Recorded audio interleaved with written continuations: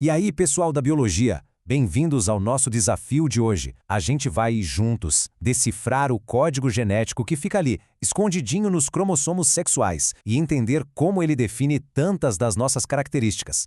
Já pararam para pensar nisso? Parece até um mistério, né? Sabe, algumas características aparecem muito mais em homens, outras parecem seguir umas regras próprias. Hoje a gente vai bancar o detetive da genética para entender por que isso acontece e o mais legal, como a gente pode prever essas características nas futuras gerações.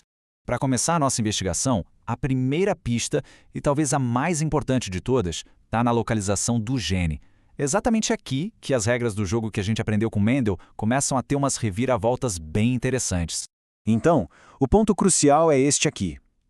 Pense nos cromossomos X e Y como se fossem, sei lá, dois irmãos. Eles têm uma parte que é parecida, que a gente chama de região homóloga. Ali, os genes têm seus pares e se comportam do jeito que a gente já conhece. Mas, a parte que nos interessa mesmo hoje é a diferente, a região não homóloga. É nessa parte exclusiva de cada um que a mágica da herança ligada ao sexo acontece. Essa matriz aqui é tipo o nosso guia, o nosso mapa para a investigação de hoje. Ela mostra os 3 padrões principais que a gente vai analisar. A herança ligada ao sexo, que está no cromossomo X, a restrita ao sexo, que é exclusiva do Y, e a influenciada pelo sexo, que funciona quase como uma pegadinha. Vamos ver cada uma delas bem de pertinho.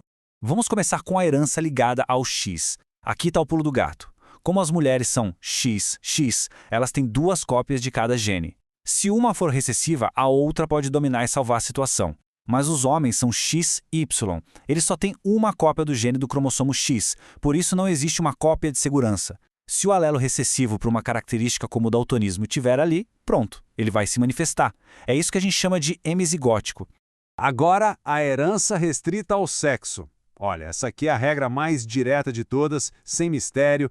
Se um gene está naquela porção que só o cromossomo Y tem, ele só pode ser passado de pai para os filhos biológicos do sexo masculino. E a chance? 100%.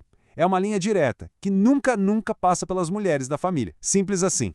E aqui vem o plot twist. A herança influenciada pelo sexo, com o exemplo clássico da calvície. O mais curioso é que o gene nem está nos cromossomos sexuais, está nos autossômicos. A pegadinha é que o ambiente hormonal muda o jeito como o gene se expressa. O genótipo heterozigoto Czão-Czinho, por exemplo, nos homens, com a influência da testosterona, se manifesta como calvície. Já nas mulheres, esse mesmo genótipo resulta em cabelo normal. É incrível, né? Ok. Agora que a gente já conhece as regras, como é que a gente aplica isso na prática para resolver os problemas? Vou mostrar para vocês uma chave mestra, um método de 4 passos, bem simples e lógico, que funciona para resolver qualquer desafio de cruzamento genético. Mas antes dos passos, a gente precisa de 2 ferramentas básicas de probabilidade. Coisa rápida. A primeira é a regra do E. Quando a gente quer que 2 coisas aconteçam ao mesmo tempo, tipo ser do sexo masculino e ser daltônico, a gente multiplica as probabilidades. A segunda é a regra do OU. Quando pode ser uma coisa ou outra, a gente soma. Com isso em mãos, estamos prontos. Este aqui é o nosso plano de ataque. Primeiro, passo 1, a gente identifica o padrão de herança. É ligado ao X, restrita ao Y ou influenciada pelo sexo. No passo 2, a gente anota os genótipos dos pais. Em seguida, passo 3, montamos o nosso famoso quadro de Punnett para organizar o cruzamento. E por último, no passo 4, a gente calcula a fração usando as regrinhas do E e do OU. Chegou a hora da ação. Nada melhor do que testar nosso método com 2 casos clássicos da genética para ver como ele funciona na prática. Então, vamos lá! Nosso primeiro caso. Um homem daltônico se casa com uma mulher de visão normal, mas ela é portadora do gene para o daltonismo. A pergunta é, qual a probabilidade deste casal ter uma criança que seja do sexo masculino e daltônica? Aplicando o nosso método, a gente sabe que é uma herança ligada ao X. Anotamos os genótipos, XDY para o pai e XDXD para a mãe. Ao montar o quadro de Punnett, a resposta fica ali, bem clara na nossa frente. Dos 4 resultados possíveis, só um corresponde ao que a gente quer, um menino daltônico, XDY.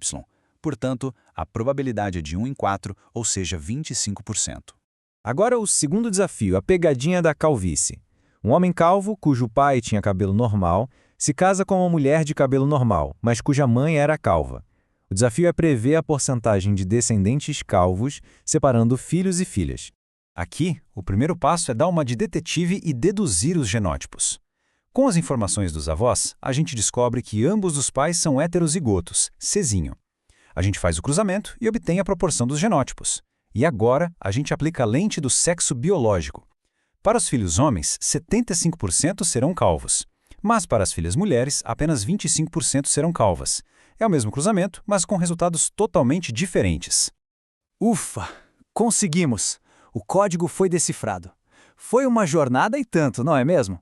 Mas para garantir que tudo isso fique bem guardado na memória, vamos revisar rapidinho os pontos-chave do que a gente descobriu hoje. Então, tá aqui o nosso resumo operacional. Primeiro, a herança ligada ao X e a tal da vulnerabilidade dos homens por serem hemizigóticos. Segundo, a herança restrita ao Y, com aquela transmissão 100% direta de pai para filho homem. Terceiro, a influenciada pelo sexo, onde os hormônios ditam quem é dominante. E, por fim, a nossa regra de ouro da probabilidade, para prever tudo isso. A genética está em todo lugar, em cada ser vivo. Então, fica a pergunta para a gente pensar.